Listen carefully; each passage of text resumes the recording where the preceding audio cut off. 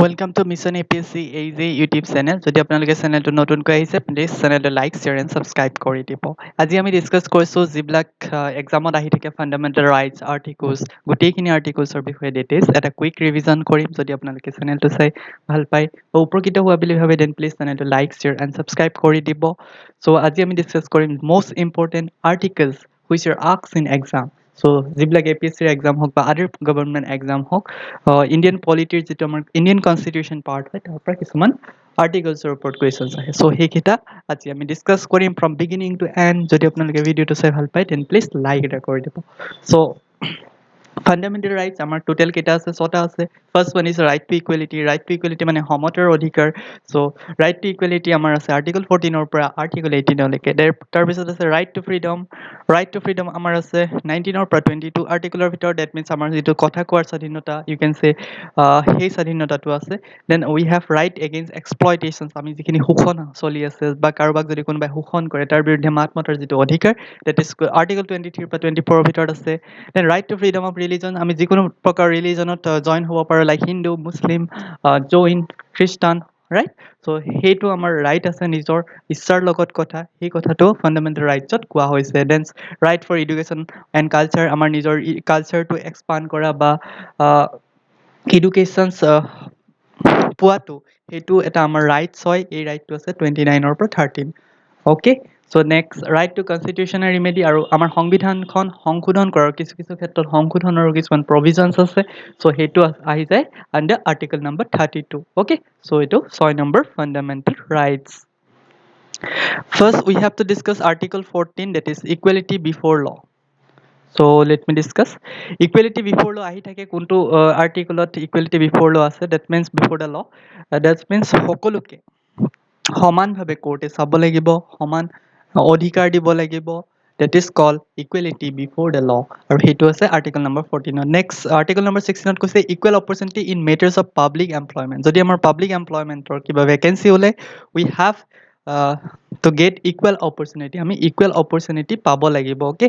We have to get equal opportunity. That means এনেকুৱা হ'ব নোৱাৰে যে ইনচাইডতে কাৰোবাক এমপ্লয়মেণ্ট দি দিয়া হ'ল কোনো ধৰণৰ গম নোপোৱাকৈ। চ' সেইটো কৰিব নোৱাৰে। First we have to notify. আমাক নটিফাই কৰিব লাগিব প্ৰত্যেকজন মানুহে গম পাব লাগিব। তাৰপিছতহে পাব্লিক এমপ্লয়মেণ্ট ক্ৰিয়েট কৰিব পাৰে বা অপৰচুনিটি দিব পাৰে। এনেকুৱা নহয় যে এটা চাৰ্টেইন ছেকশ্যনক আমি পাব্লিক এমপ্লয়মেণ্টৰ সুবিধা দিছোঁ, সেইটো নহয়। We have to get equal opportunity, right? Next, article number 17 যিটো আহিয়ে থাকে abolition of untouchability মানে অস্পৃশ্যতাটো আমাৰ বন্ধ কৰাটো যথেষ্ট গুৰুত্বপূৰ্ণ। আৰু সেইটো আৰ্টিকল 17ত হয় আৰু সেইটো আহিয়ে থাকে। আৰ্টিকল 19ত হৈছে protections of certain rights regarding freedom of speech. So' freedom of speech বা থাকিব লাগে যিটো বাক স্বাধীনতা বুলি কয়। চ' সেই বিষয়ে মানুহৰ যিটো বাক স্বাধীনতা থাকে চ' সেই বিষয়ে আৰ্টিকল নম্বৰ 19ত কোৱা হৈছে। আৰ্টিকল নম্বৰ 21ত কৈছে প্ৰটেকশ্যন অফ লাইফ। কোনেও যদি আপোনাক থ্ৰিটেন কৰে বা আপোনাক বিভিন্ন ধৰণৰ ভাবুকি প্ৰদান কৰে নিজৰ লাইফৰ প্ৰতি বা পাৰ্চনেল লিবাৰ্টিৰ প্ৰতি তেতিয়াহ'লে এজ পাৰ ফাণ্ডামেণ্টেল ৰাইটছ তেওঁ জগৰীয়া হ'ব। চ' আৰ্টিকল নম্বৰ 21 হয় protections of life. Then article number 21 এই ৰাইট টু এলিমেণ্টাৰী এডুকেশ্যন। প্ৰত্যেকজন মানুহে ইণ্ডিয়াত বসবাস কৰা বা ভাৰতত বসবাস কৰা প্ৰত্যেকজন মানুহৰে এলিমেণ্টাৰী এডুকেশ্যন অৰ্থাৎ প্ৰাথমিক শিক্ষা লোৱাটো যথেষ্ট পৰিমাণে কম্পালচৰি হয়। চ' যদি কোনোবাই পোৱা নাই then it is a violations of fundamental rights of Indian Constitution, right? So সেইটো আহি থাকে article number 21A. Try to remember article number 21A. Then coming to article number 25. Article number 25 কি হৈছে freedom of conscience and free professions, practice and propagations of religion. So আমাৰ যিটো ৰিলিজিয়নছৰ propagation হওক বা practice হওক এইবিলাকৰ কোনো ৰেষ্ট্ৰিকশ্যন নাই। আপোনালোকে নিজৰ ইচ্ছা অনুযায়ী নিজৰ স্বাধীনতা আছে for practice and propagations of religions, right? So article number 25 হয় সেইটো। And article number 30 কি কৈছে right to minorities to establish administer educational institutes. Suppose আমাৰ যিবিলাক মাদ্ৰাছা আছে চ' সেইবিলাক কি হয় মাইনৰিটিয়ে নিজে খুলি লৈছে। চ' সেই যিটো প্ৰভিজন সেই প্ৰভিজনটো ভাৰতীয় সংবিধানত উল্লেখ আছে article number 30ত। Okay. So' next article number 31 seat আছে saving the laws giving the certain directive principles. Okay, so directive প্ৰিন্সিপলটোৰ বিষয়ে উল্লেখ আছে 31 চিট। অ'কে। এণ্ড 32ত যিটো ৰিমেডিজ চ' যিবিলাক আমাৰ সংবিধান সংশোধন কৰিব লগা আছে the remedies of fundamental rights. Okay. So' including ৰিটছ।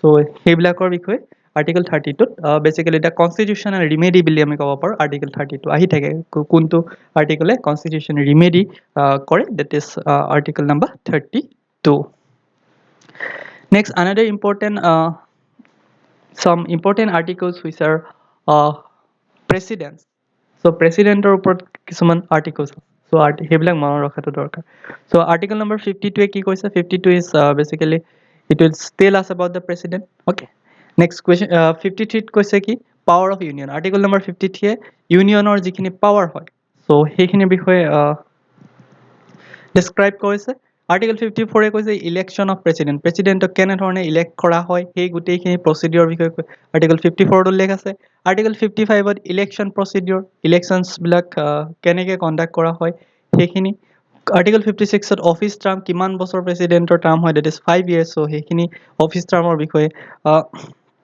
উল্লেখ আছে Article 57 ত আছে provisions of re-elections so re-election হলে কেনে ধৰণে কন্ডাক্ট কৰা হ'ব so তাৰ provisionৰ বিষয়ে আছে Article 58 ত আছে qualifications so কি হ'ব এজন ৰাষ্ট্ৰপতিৰ কি qualification থাকিব লাগে like suppose 35 years তেখেতৰ age হ'ব লাগে so তেওঁ কোনো ধৰণে corrupt হ'ব নালাগিব so এনেকুৱা ধৰণৰ qualifications বিলাক উল্লেখ কৰা আছে Article number 58 to Article number 59 on nature of office so তেওঁলোক কাম বিলাক কি হ'ব প্ৰেসিডেন্টৰ কাম বিলাক কি হ'ব সেই বিষয়ে উল্লেখ আছে then article 16 ত আছে oath of the president very important সুধি থাকে কোনটো আৰ্টিকলে oath ৰ বিষয়ে কয় প্ৰেসিডেন্টৰ যেটো শপত হেতু কোনটো আৰ্টিকলত উল্লেখ আছে so article 60 ত উল্লেখ আছে article 61 it is very important impeachment মানে মহা অভিযোগ বুলি কয় that means যদি কিবা কাৰণত ৰাষ্ট্ৰপতিয়ে নিজৰ পাৱাৰৰ সহায় লৈ যদি বিভিন্ন ধৰণৰ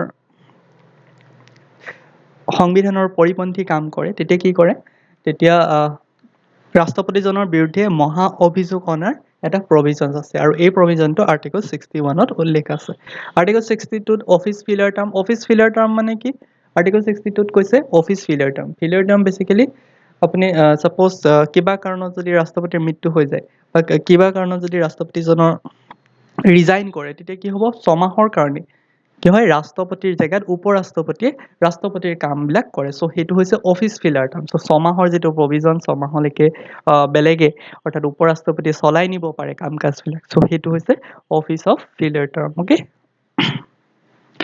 নেক্সট আৰু কেইটামান স্পেশাল পাৱাৰ আছে ইন কেস অফ প্ৰেসিডেন্ট অৰ্থাৎ ৰাষ্ট্ৰপতিৰ আৰ্টিকল 72 আছে পাৰ্ডন পাৱাৰ দ্যাট মিন্স কোনোবা এজনে ব্যক্তিক যদি মৃত্যুদণ্ড দিলে এজ পাৰ দ্য জুডিচিয়াৰী যদি কয় যে তেওঁৰ 10 বছৰ কাৰাবন্দী দিয়া হৈছে যদি ৰাষ্ট্ৰপতিয়ে ইচ্ছা কৰে তেখেতক ক্ষমা কৰিব পাৰে ক্ষমা কৰি তেখেতৰ যেটো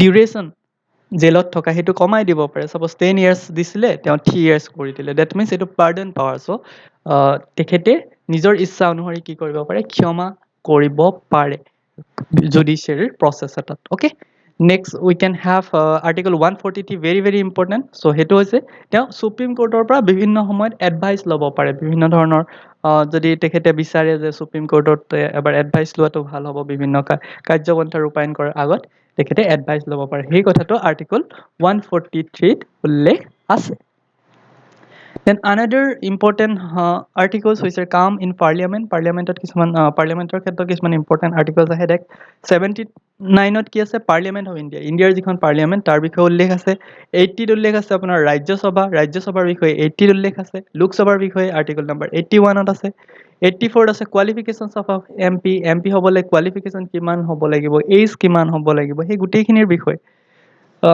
উল্লেখ আছে তেওঁ যাতে কৰাপ্ট হ'ব নোৱাৰে সেই গুটেইখিনি উল্লেখ আছে আৰ্টিকল নম্বৰ 84 ত 88 ত কি আছে এন্টৰ্নি জেনাৰেল আৰু মিনিষ্টাৰ অফ পাৰ্লিয়ামেন্ট হাউসেছৰ বিষয়ে আছে ওকে কি ৰাইটস আছে এন্টৰ্নি জেনাৰেলৰ আৰু মিনিষ্টাৰ অফ পাৰ্লিয়ামেন্ট হাউসৰ কি ৰাইটস আছে সেই বিষয়ে আৰ্টিকল নম্বৰ 88 ত কোৱা হয় okay next importance constitutional bodies কিছুমান আছে like 76 to attorney general of india বিষয়ে উল্লেখ আছে 165 ত আছে advocate general of stateৰ যিবিলাক advocate general তাৰ বিষয়ে article number 165 ত আছে article number 148 ত CAG বিষয়ে আছে so CAG is basically the audit officer of government okay so কেতিয়াবা questions আহে which article indicates the first audit officer of government so we can say that Answer is 148 articles. Okay.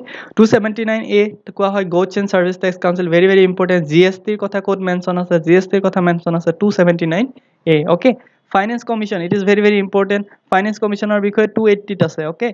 280 আৰ্টিকলত আছে আমাৰ finance কমিশনছ, then আমাৰ independent যিটো UPSC union public service কমিশনছ হয় তাৰ বিষয়ে আছে 315ত, very ইম্পৰ্টেণ্ট। সো এইকেইটা বহুতেই ইম্পৰ্টেণ্ট হয়।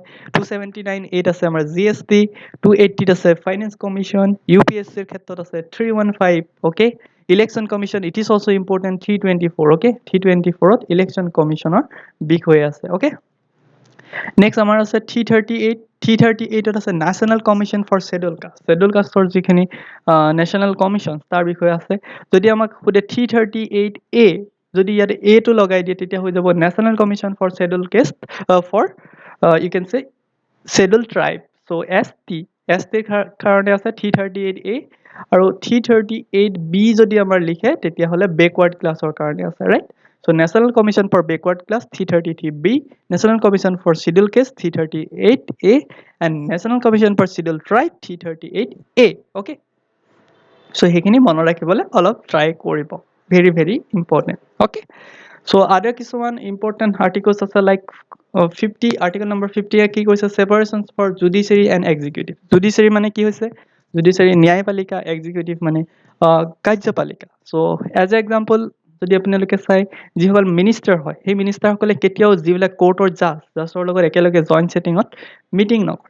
ডেট মিনছ জুডিচিয়াৰীয়ে নিজৰ মতে কাম চলাই যায়, এক্সিকিউটিভে নিজৰ মতে কাম চলাই যায়। সিহঁতৰ মাজৰ এডজাষ্টমেণ্ট বা সিহঁতৰ মাজৰ যিটো একেলগে কাম কৰাৰ কোনো ধৰণৰ প্ৰভিজনছ ভাৰতীয় সংবিধানে ৰখা নাই। সেইকাৰণে কি হয়? সেইকাৰণে we can say there is a separation of judiciary and executive. So' article number 15 এইটো আহি থাকে। Then article number 108, joint sitting of parliament. Parliament একেলগে বহাৰ যিটো joint sitting or provisions দিয়া হৈছে সেইটো article number 108 দিয়া আছে। Then article number 110 আছে আমাৰ money bill. Money bill বিষয়ে 110 আছে। Then article number 1112, 1112ত বাজেটৰ বিষয়ে আছে। বাজেট means বাজেট যিটো আমাৰ provision আছে ভাৰতীয় সংবিধানত বাজেটৰ, সেই বাজেটৰ provisionটো article 112ত উল্লেখ আছে। Then finance billৰ বিষয়ে উল্লেখ আছে article 117ত। Okay, 117ত ফাইনেন্স বিলৰ বিষয়ে আছে। দেন 222ত কি আছে? ট্ৰান্সফাৰ অফ হাইকোৰ্ট জাজ, হাইকোৰ্ট জাজক ট্ৰান্সফাৰ কৰা যিটো প্ৰভিজন সেইটো 222 আৰ্টিকলত আছে। দেন ইউ কেন চে ৰিটছৰ বিষয়ে আৰ্টিকল 32ত আছে in case of supreme court, article 226ত আছে in case of high court. Okay, ৰিটছৰ বিষয়ে। দেন 44ত আছে uniform civil code for citizens. Then 155ত আছে এপইণ্টমেণ্ট অফ দ্য গভৰ্ণৰ, গভৰ্ণমেণ্টৰ যিখিনি গভৰ্ণৰৰ যিটো এপইণ্টমেণ্ট প্ৰচিডিউৰ সেই প্ৰচিডিউৰখিনি 155ত আছে। 176ত আছে duration of state legislature, that means আমাৰ যিবিলাক এছেম্বলি হয়, চ' এছেম্বলিৰ ডিউৰেশ্যন 5 years, ৰাইট? চ' সেই বিষয়ে উল্লেখ আছে 172ত, ৰাইট? দেন 214ত আছে high court for the state, ষ্টেটৰ প্ৰত্যেকখন ষ্টেটত যে ষ্টেট এখন হাই কোৰ্টৰ আণ্ডাৰত যে আহিব লাগে সেই বিষয়ে 214ত উল্লেখ আছে। Okay, 214 articles. Then 243 কেত আছে ইলেকশ্যন টু দ্য পঞ্চায়ত, পঞ্চায়তৰ ইলেকশ্যন কেনেধৰণে কণ্ডাক্ট কৰা হয় সেই বিষয়ে 243 কেত আছে। আৰু 243 যদি ডি থাকে, চ' ডি মিনছ আমাৰ ওমেনৰ কাৰণে কিমান ৰিজাৰ্ভেশ্যনছ আছে সেই বিষয়ে উল্লেখ আছে। আৰু ইয়াতে উল্লেখ আছে কি 33% ওমেনৰ কাৰণে পঞ্চায়তত ৰিজাৰ্ভেশ্যনছ আছে, but in case of Assam it is 50%, try to remember. Then article 330 আছে reservations of seats for scheduled caste and scheduled tribes from the House of the People. So House of the Peoples কিমানটো ৰিজাৰ্ভেশ্যনছ আছে scheduled casteৰ কাৰণে আৰু scheduled tribesৰ ক্ষেত্ৰত। Okay, সেই বিষয়ে উল্লেখ আছে। আৰু 335ত সেই একেধৰণেই ইয়াতে কি হৈছে scheduled caste বা scheduled tribe SC ST কাৰণে কিমানখিনি গভৰ্ণমেণ্টৰ পোষ্ট আছে, ৰিজাৰ্ভেশ্যনছ আছে সেই বিষয়ে আৰ্টিকল 335ত উল্লেখ আছে। 330ত আছে হাউচ অফ দ্য পিপুলৰ ওপৰত SC ST ৰ, আৰু 335ত আছে basically employmentor oporot. So try to remember this. Okay, so another important articles are first we can say article number 48A. 48A ki hoy e protection or improvement of environment, environment or jikhini protections hoy improvements hoy tar bikhoye jitu articles hoy that is 48A. 48A is basically protection and improvement of environment. Then article 373, article 370 কি হৈছে ঝাৰখণ্ডক special ষ্টেটৰ ষ্টেটাস দিয়া হৈছিল এটা টাইমত, বাট আজিকালি কি কৰিলে remove কৰি দিলে 377 C70 আৰ্টিকলছটো। সো এইটো সেইকাৰণে আমি ৰিমুভ বুলি লিখিছোঁ বাট কিছু কিছু ক্ষেত্ৰত এতিয়াও আৰ্টিকল 370 প্ৰভিজনছ যাৰখন জম্মু আৰু কাশ্মীৰত নোহোৱা নহয় সাপোজ তাতে যদি আপোনালোকে স্থায়ী বাসিন্দা হিচাপে পাব বিচাৰি so you have to stay at least 15 years আৰু যদি আপোনাৰ তাতে জন্ম তেতিয়াহ'লে এটলিষ্ট আপুনি 7 বছৰ থাকিব লাগিব that means matric and high secondary এই দুটা কমপ্লিট কৰিব লাগিব সো সেইটোৰ প্ৰভিজন এতিয়াও আছে সেইকাৰণে আমি ক'ব পাৰোঁ 370 ৰুলটো পাৰ্চিয়েলিহে উঠোৱা হৈছে কিছু কিছু ক্ষেত্ৰত এতিয়াও কিছুমান প্ৰভিজন আছে and article 35A article 35A আমাৰ জম্মু এণ্ড কাশ্মীৰৰ কনষ্টিটিউশ্যনৰ এখন ছেপাৰেট কনষ্টিটিউশ্যনৰ কথা উল্লেখ আছে আৰ্টিকল 35A বাট এইটো আজিকালি কি কৰিলে ৰিমুভ কৰি দিলে সো এতিয়া কোনো ধৰণৰ separate constitution that is 35A নাই জম্মু কাশ্মীৰত okay next emergency so emergency লগাব পাৰে বিভিন্ন ক্ষেত্ৰত সো নেশ্যনেল ইমাৰ্জেঞ্চি যেতিয়া আমাৰ বেলেগ এখন নেশ্যনে যদি সাপোজ ভাৰতক আক্ৰমণ কৰিছে সেইটো টাইমত ৰাষ্ট্ৰপতিয়ে ইচ্ছা কৰিলে নেশ্যনেল ইমাৰ্জেঞ্চি ডিক্লেয়াৰ কৰিব পাৰে আৰু ইয়াৰ যিটো আৰ্টিকলছ হয় সেই আৰ্টিকলছ হৈছে 352 ওকে 352 আৰ্টিকলৰ মতে নেশ্যনেল ইমাৰ্জেঞ্চি কৰিব পাৰে এণ্ড ষ্টেট ইমাৰ্জেঞ্চি যদি কোনোবা ষ্টেটে নিজৰ ৰুল ৰেগুলেশ্যনছ বা যিখিনি সাংবিধানিক পৰিপন্থা বা যিখিনি নিৰ্দেশনা সেইখিনি যদি মানি চলা নাই কোনোবা এখন ষ্টেটে তো সেই ক্ষেত্ৰত ষ্টেট ইমাৰ্জেঞ্চি ডিক্লেয়াৰ কৰিব পাৰে ৰাষ্ট্ৰপতিয়ে ষ্টেট ইমাৰ্জেঞ্চি যেতিয়া ডিক্লেয়াৰ কৰি দিব as per the governor request তেতিয়া কি হ'ব তেতিয়া তাৰ যিখিনি CM বা তাৰ যিখন চিফ মিনিষ্টাৰ হয় সেইসকলৰ কোনো ধৰণৰ পাৱাৰ নাথাকে কমপ্লিটলি ৰাষ্ট্ৰপতিৰ আণ্ডাৰত প্ৰেচিডেণ্ট ৰুল লাগি যাব ওকে এণ্ড ফাইনেন্স ইমাৰ্জেঞ্চি যদি ৰাষ্ট্ৰপতিয়ে ফিল কৰে যে এই সময়ত চৰকাৰে কি হৈছে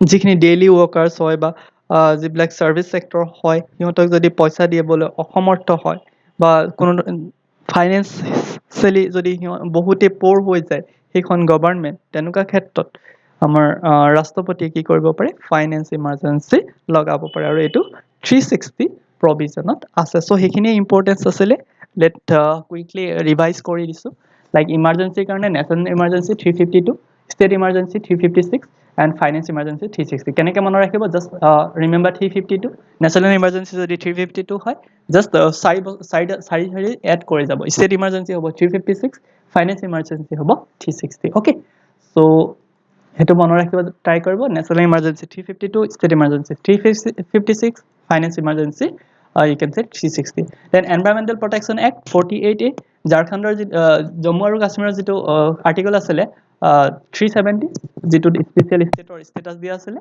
আৰু 35 এইটো এখন ছেপাৰেট কনষ্টিটিউশ্যনৰ কথা কৈছিলে জম্মু এণ্ড কাশ্মীৰত right then another important is যিটো আমাৰ এমপ্লয়মেণ্টৰ ক্ষেত্ৰত যিটো ST/ST প্ৰভিজনৰ কথা 335ত আছে আৰু 330ত আমাৰ হাউচ অফ পিপুলত ST/ST কিমান চিট ৰিজাৰ্ভ কৰে সেইটোৰ বিষয়ে আছে 243 কেত আছে election to the panchayat and 243 ডিত আছে 33% যিটো ওমেনৰ ৰিভিজন ওমেনৰ যিটো ৰিজাৰ্ভেশ্যন সেই বিষয়ে উল্লেখ আছে 214ত হাইকোৰ্টৰ বিষয়ে উল্লেখ আছে ষ্টেটৰ দেন 172ত আছে ষ্টেট লেজিসলেটৰৰ কিমানটো ডিউৰেশ্যন হয় 155ত আছে এপইণ্টমেণ্ট অফ দ্য গভৰ্ণৰ 44ত আছে uniform civil code for the citizens writs আছে 32 আৰু 226 222ত আছে ট্ৰান্সফাৰ অফ হাইকোৰ্ট জাজৰ ট্ৰান্সফাৰ আছে ফাইনেন্স বিল কিমানত আছে 1117 দেন বাজেট আছে 1112 মানি বিল 1110 জইণ্ট চিটিংটো 108ত হয় আৰু ছেপাৰেশ্যনৰ বিষয়ে যিটো জুডিচিয়াৰী আৰু এক্সিকিউটিভৰ ছেপাৰেশ্যনটো 15ত হয় 50ত হয় national commission for schedule caste আছে 338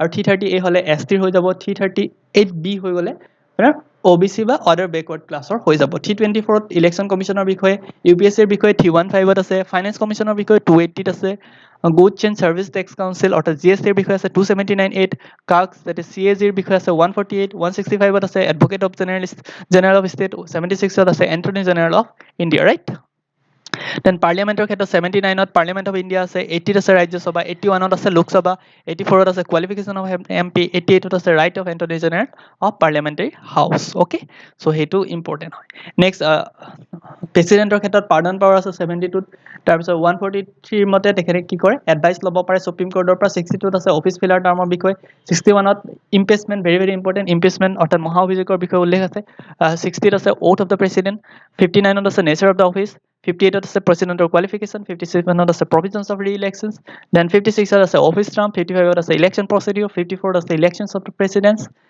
and 53 আছে power of union, 52 আছে precedence. And another important, sir, Article 14 is equality before law. Article 16 is equal opportunity in case of public employment. And Article 17 is the abolition of untouchability. Article 19 is the protection of certain rights regarding freedom of speech. Article 21 is the protection of life. Article 21(8) is the right to elementary education. Article 25 is the freedom of practice and propagation of religions. Article 30 is the right of minority to establish educational institute. Article 31 C is saving the laws, giving effect to certain directive principle of the Article 32 is remedies for enforcement of fundamental rights of including you can say that writs. So সেইখিনি আসলে very very important articles যিবিলাক এক্সামত আহি থাকে যদি আপোনালোকে চাই পেলাই অলপ হ'লেও উপকৃত হৈছে বুলি ভাবিছে please like share and subscribe কৰি দিব। থ্যাংক ইউ ফৰ ৱাচিং।